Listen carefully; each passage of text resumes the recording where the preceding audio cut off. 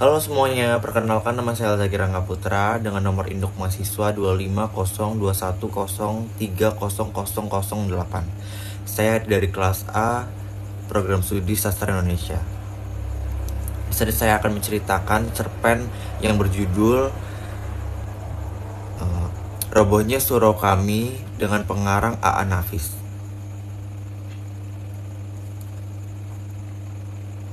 Robohnya surau kami. Kalau beberapa tahun yang lalu, Tuan datang ke kota kelahiranku dengan menumpang bis. Tuan akan berhenti di dekat pasar. Maka kira-kira sekilometer dari pasar akan sampailah Tuan di jalan kampungku. Pada simpang kecil ke kanan, simpang yang kelima, membeloklah ke jalan sempit itu, dan di ujung jalan nanti akan Tuan temui sebuah surau tua. Di depannya ada kolam ikan yang airnya mengalir melalui 4 buah pancuran mandi, dan di pelataran kiri suara itu akan Tuan temui seorang tua yang biasanya duduk di sana, dengan segala tingkah ketuaannya dan ketaatannya beribadah. Sudah bertahun-tahun ia sebagai garin, penjaga surau itu. Orang-orang memanggilnya kakek. Sebagai penjaga surau, kakek tidak mendapat apa-apa. Ia hidup dari sedekah yang dipungutnya sekali sejumat. 6 bulan ia mendapat seperempat dari penghasilan pemungutan ikan emas dari kolam itu. Dan sekali setahun orang-orang mengantarkan fitrah id kepadanya. Tapi sebagai garin, ia tak begitu dikenal. Ia lebih dikenal sebagai pengasah pisau karena ia begitu mahir dengan pekerjaannya itu. Orang-orang perempuan meminta tolong kepadanya, sedang ia tak pernah meminta imbal apa-apa. Orang-orang perempuan yang minta tolong mengasah pisau atau gunting memberinya sambal sebagai imbalan. Orang laki-laki yang meminta tolong memberinya imbalan rokok, kadang-kadang uang, tapi yang paling sering diterimanya ialah ucapan terima kasih dan sedikit senyum. Tapi kakek ini sudah tidak ada lagi sekarang. Ia sudah meninggal, dan tinggallah surau itu tanpa penjaganya. Hingga anak-anak menggunakannya sebagai tempat bermain, memainkan segala apa yang disukai mereka. Perempuan yang kehabisan kayu bakar sering suka mencopoti papan dinding atau lantai di malam hari. Jika Tuan datang sekarang, hanya akan menjumpai gambaran yang mengesankan suatu kesucian yang bakal roboh. Dan kerobohan itu kian hari kian cepat berlangsungnya. Secepat anak-anak berlari di dalamnya, secepat perempuan mencopoti pekayuannya. Dan yang terutama ialah sifat masa bodoh manusia sekarang, yang tak hendak memelihara apa yang tidak dijaga lagi. Dan biang keladi dari kerobohan ini ialah sebuah dongengan yang tak dapat disangkal kebenarannya. Beginilah kisahnya. Sekali hari, aku datang pula mengupah kakek. Biasanya kakek gembira menerimaku karena aku suka memberinya uang. Tapi sekali ini kakek begitu muram. Di sudut benar ia duduk dengan lututnya menegak menopang tangan dan dagunya. Pandangannya sayu ke depan, seolah-olah ada sesuatu yang mengamuk pikirannya. Sebuah balek susu yang berisi minyak kelapa, sebuah asahan halus, kulit sol panjang, dan pisau cukur tua berserakan di sekitar kaki kakek. Tidak pernah aku melihat kakek begitu durja, dan belum pernah salamku tak disahutinya seperti saat itu. Kemudian aku duduk di sampingnya dan aku jamah pisau itu. Dan aku tanya kakek, "Pisau siapa, kek?" "Ajo Sidi." "Ajo Sidi?" Kakek tak menyahut. Maka aku ingat Ajo Sidi, si pembual itu. Sudah lama aku tak ketemu dia, dan aku ingin ketemu dia lagi. Aku senang mendengar bualannya. Ajo Sidi bisa mengikat orang-orang dengan bualannya yang aneh-aneh sepanjang hari.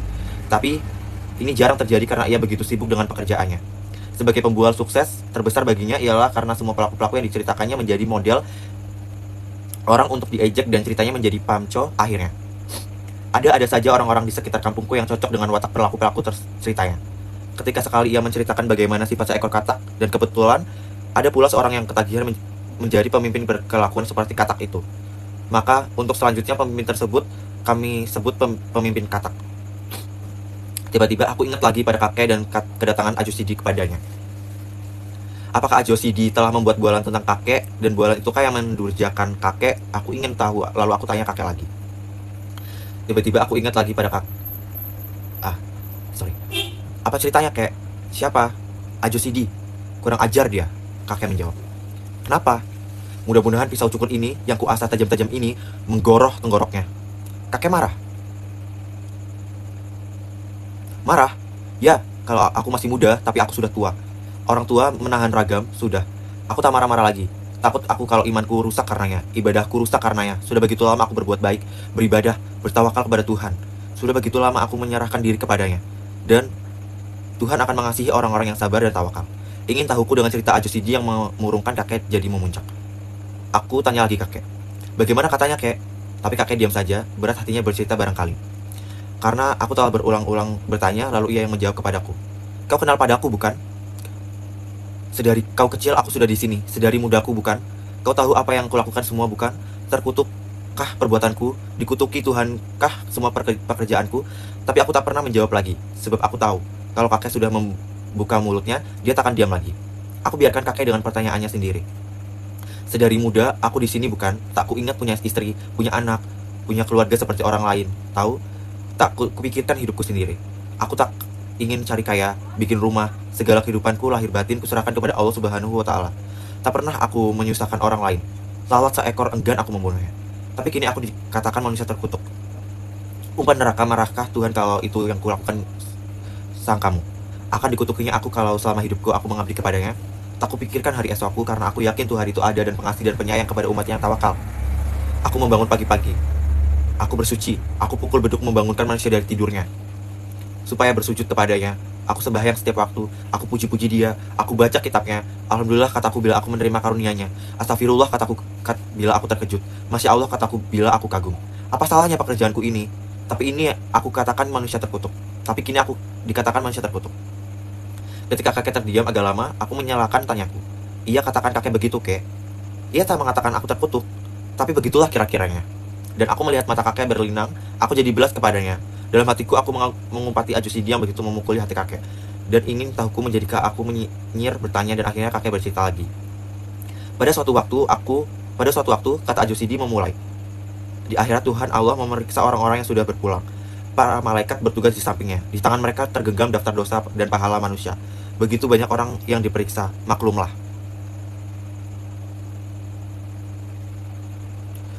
Di mana-mana ada perang. Dan di antara orang-orang yang diperiksa itu dan seirang yang di dunia dinamai Haji Saleh, itu tersenyum-senyum saja karena ia sudah begitu yakin akan dimasukkan ke dalam surga.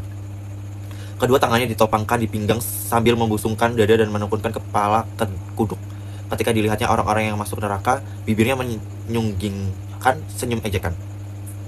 Dan ketika ia melihat orang-orang yang masuk ke surga, ia melambaikan tangannya seolah hendak mengatakan selamat ketemu nanti.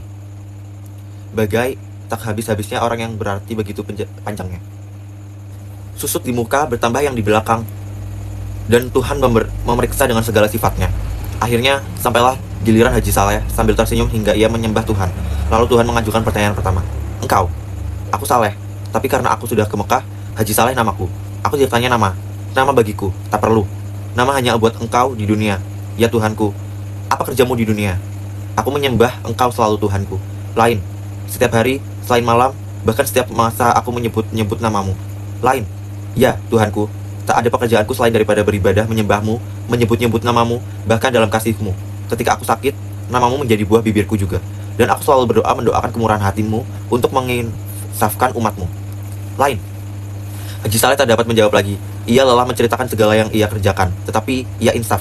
Pertanyaan Tuhan bukan asal bertanya saja. Tentu ada lagi yang belum dikatakannya. Tapi menurut pendapatnya, ia telah menceritakan segalanya. Ia tak tahu apalagi yang akan harus dikatakannya. Ia termenung dan menekurkan kepalanya. Api neraka tiba-tiba menghawakan kehangatannya di tubuh Haji Saleh. Dan ia menangis. Tapi setiap air matanya mengalir, diisap kering oleh hawa panas neraka itu.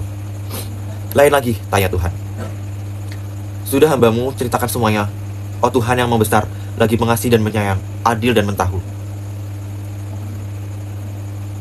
Haji Saleh yang sudah kuyung mencoba siasat merendah diri dan memuji Tuhan dengan pengharapan semoga Tuhan bisa membuat lembut terhadapnya dan tidak salah tanya kepadanya. Tapi Tuhan bertanya lagi. Tak ada lagi. Oh, anu Tuhanku, aku selalu membaca kitabmu. Lain. Sudah kuceritakan semuanya, oh Tuhanku. Tapi kalau ada yang lupa, aku katakan. Aku pun bersyukur karena engkaulah maha tahu.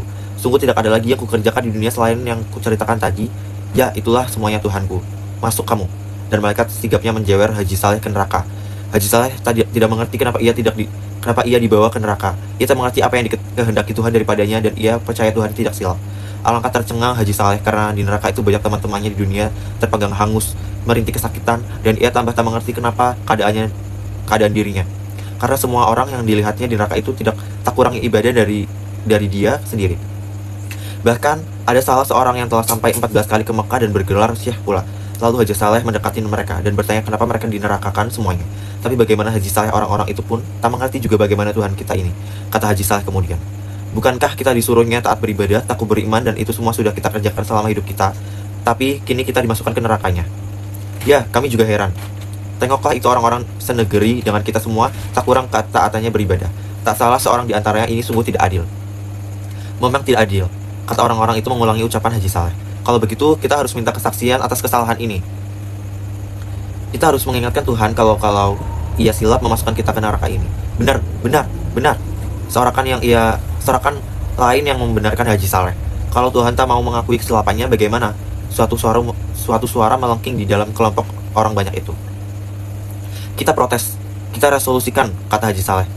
Apa kita resolusikan juga? Tanya suara yang lain, yang rupanya di dunia menjadi pemimpin gerakan revolusioner. Itu tergantung kepada keadaan, kata Haji Saleh. Yang penting, sekarang mari kita berdemonstrasi menghadap Tuhan. Cocok sekali, di dunia dulu dengan demonstrasi saja banyak yang kita peroleh. Sebuah suara menyela. Setuju, mereka bersorak beramai-ramai. Lalu mereka berangkatlah bersama-sama menghadap Tuhan. Dan Tuhan bertanya, kalian mau apa? Haji Saleh yang menjadi pemimpin juru berbicara tampil ke depan.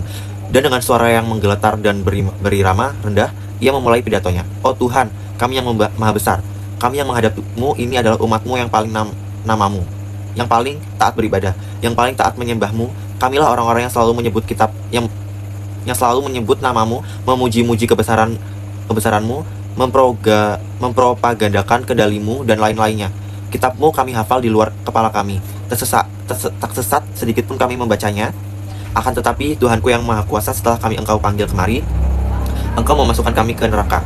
Maka sebelum terjadi hal-hal yang tak diingini, maka di sini atas nama orang-orang yang cinta padamu, kami menuntut agar hukuman yang kau jatuhkan kepada kami ke surga sebagaimana yang Engkau janjikan dalam kitabmu.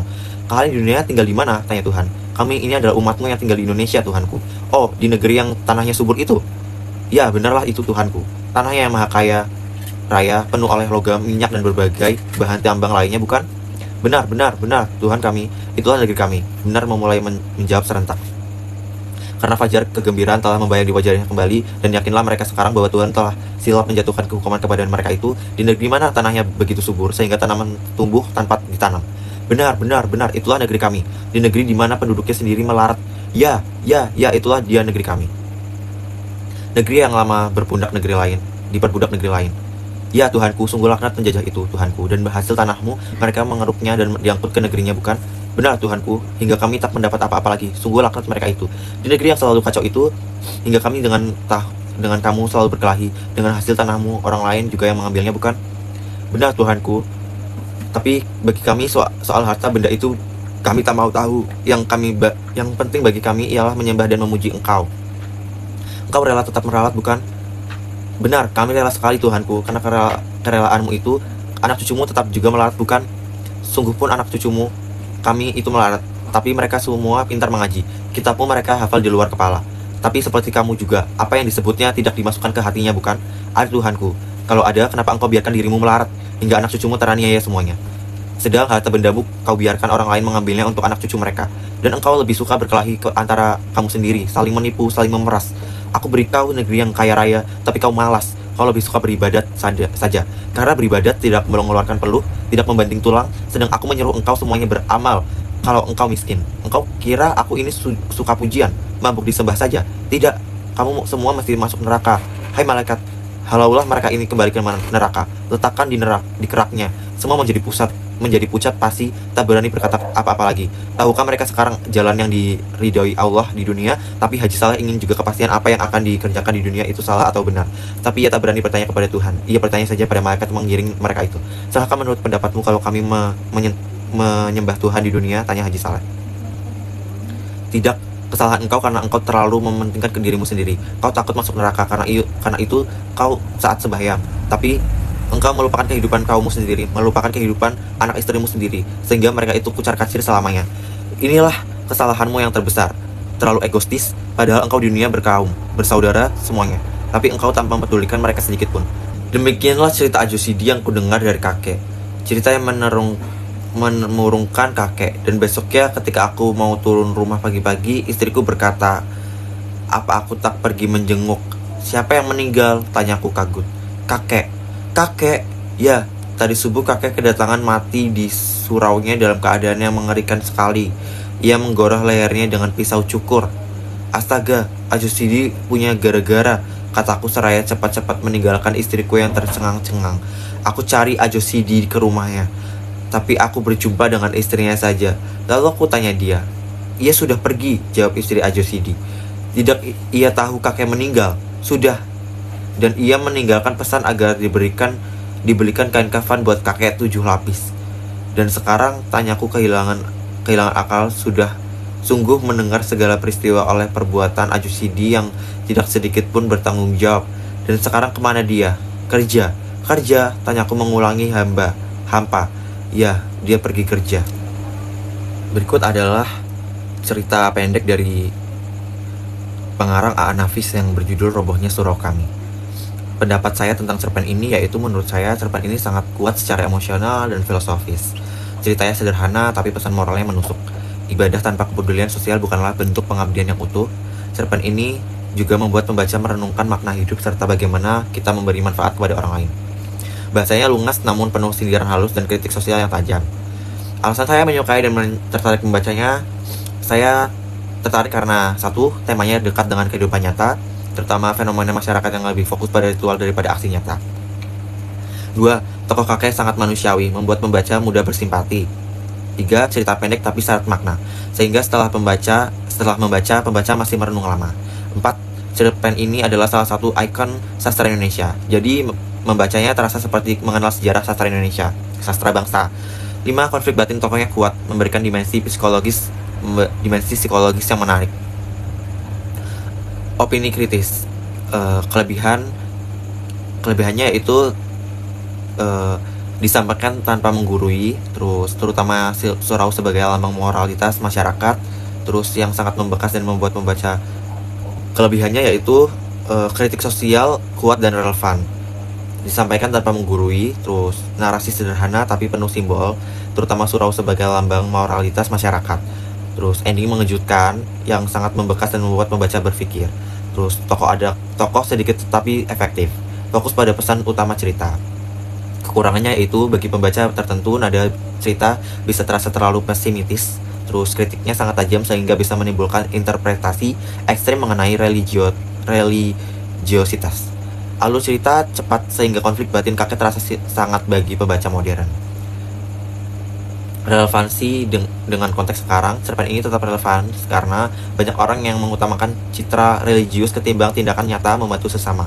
Masih ada fenomena pengabaian terhadap orang tua, penjaga tempat ibadah, dan orang-orang kecil. Dalam masyarakat, kritik tentang kegagalan menjalankan nilai sosial tetap penting di tengah kehidupan modern yang individualistis. Cerpen ini mengingatkan kita tentang pentingnya keseimbangan antara ibadah dan kemanusiaan. Sekian cerita pendek yang saya ceritakan. Assalamualaikum warahmatullahi wabarakatuh.